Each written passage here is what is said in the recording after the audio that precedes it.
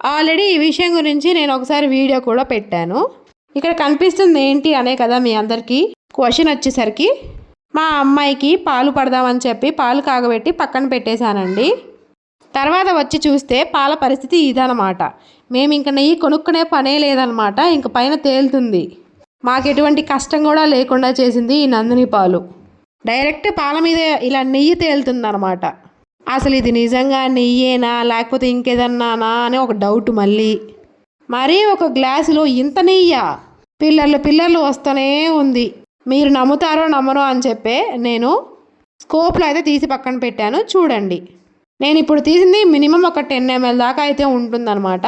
10 ml లేకపోయినా ఒక 5 ml అన్నా ఉంటుంది. ఇంకా దాంట్లో ఒక 10 ml వరకు ఉండొచ్చు.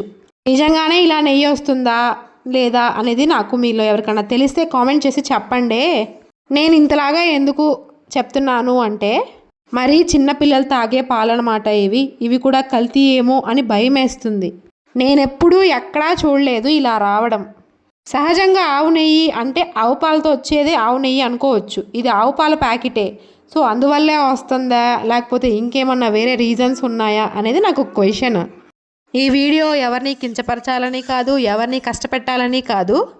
నాకు తెలియక ఈ వీడియో పెడుతున్నా. మీరు ఎవరికైనా తెలిస్తే కామెంట్ చేయండి. నిజంగా నెయ్యా కదా అని చెప్పి చేతికి కూడా అప్లై చేసుకున్నా ఇలా జిడ్డుగా వచ్చింది.